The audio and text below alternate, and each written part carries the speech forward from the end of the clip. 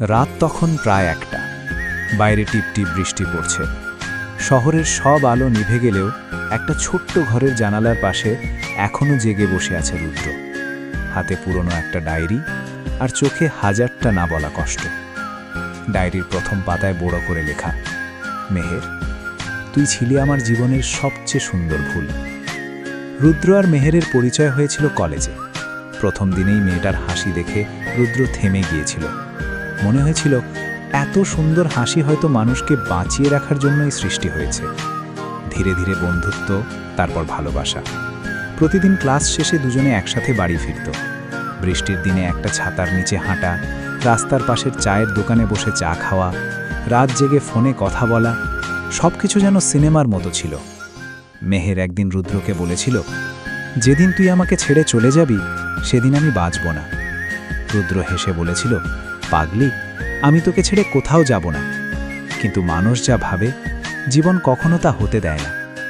College শেষ হবার পর থেকেই সব বদলে যেতে লাগলো। রুদ্র একটা ছোট চাকরি পেল, অনেক স্বপ্ন ছিল, টাকা জমিয়ে একদিন মেহেরকে বিয়ে করবে। অন্যদিকে মেহেরের পরিবার ছিল অনেক ধনী।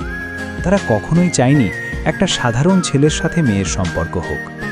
প্রথমে মেহের লড়াই করেছিল, পরিবারের সাথে ঝগড়া করেছিল, কিন্তু ধীরে ধীরে চাপ বাড়তে লাগলো। একদিন রাতে মেহের কাঁদতে কাঁদতে ফোন করে বলল, রুদ্র, বাবা আমার বিয়ে ঠিক করে ফেলেছে। রুদ্রের বুকটা হঠাৎ কেঁপে উঠল। তুই না মানা করবি? তুই তো বলেছিলি শুধু আমাকেই ভালোবাসিস। ও পাশে অনেকক্ষণ নীরবতা। তারপর ভাঙা গলায় মেহের বলল, সব ভালোবাসা পূর্ণতা পায় না রুদ্র। সেদিন প্রথমবার রুদ্র বুঝেছিল কান্নারও শব্দ থাকে না। এরপর থেকে মেহের ধীরে ধীরে দূরে যেতে লাগল। ফোন কমে গেল, মেসেজের উত্তর আসা বন্ধ হয়ে গেল। অথচ রুদ্র প্রতিদিন অপেক্ষা করত, রাত জেগে থাকত শুধু একটা কেমন আছো মেসেজের জন্য। তারপর এলো সেই ভয়ঙ্কর দিন, মেহেরের বিয়ের দিন। রুদ্র দূর থেকে দাঁড়িয়ে দেখছিল। লাল শাড়িতে মেহেরকে অসম্ভব সুন্দর লাগছিল, কিন্তু মেয়েটার চোখে হাসি ছিল না। হঠাৎ মেহের একবার ভিড়ের মধ্যে রুদ্রকে দেখতে পেল। কয়েক সেকেন্ডের জন্য দুজনের চোখ এক হলো। সেই চোখে হাজারটা কথা ছিল, অভিমান ছিল, ভালোবাসা ছিল, আর ছিল চিরদিনের বিদায়। রুদ্র সেদিন কিছু বলেনি, শুধু নিঃশব্দে চলে গিয়েছিল।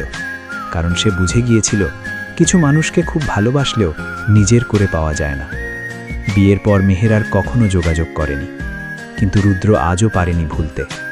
আজও বৃষ্টির রাতে সে পুরনো চ্যাটগুলো পড়ে, মেহেরের পাঠানো ভয়েস মেসেজ শুনে চুপচাপ কাঁদে। এখনও ফোনের গ্যালারিতে একটা আলাদা ফোল্ডারে মেহেরের ছবিগুলো লুকিয়ে রেখেছে। বন্ধুরা অনেকবার বলেছে, জীবনে এগিয়ে যা, কিন্তু রুদ্র পারেনি। কারণ কিছু ভালোবাসা মানুষকে বাঁচায় না, ধীরে ধীরে শেষ করে দেয়। অনেক বছর পর একদিন হঠাৎ রাস্তায় মেহেরের সাথে দেখা হলো। পাশে তার ছোট্ট একটা ছেলে। মেহের থেমে জিজ্ঞেস করল, কেমন আছিস? রুদ্র হালকা হেসে বলল, ভালো। কিন্তু দুজনেই জানত এই ভালো কথাটার ভিতরে কতটা কষ্ট লুকানো আছে। বিদায় নেওয়ার আগে মেহের আস্তে করে বলেছিল, তুই কি এখনো আমাকে ঘৃণা করিস? রুদ্র চোখের জল লুকিয়ে হেসে বলেছিল, যাকে এতটা ভালোবেসেছি তাকে ঘৃণা করার অধিকারও হারিয়ে ফেলেছি। মেহের চলে গেল। রুদ্র চুপচাপ দাঁড়িয়ে রইল। আকাশে তখন আবার বৃষ্টি নামছে, ঠিক যেমনটা হয়েছিল তাদের শেষ দেখা হওয়ার দিন।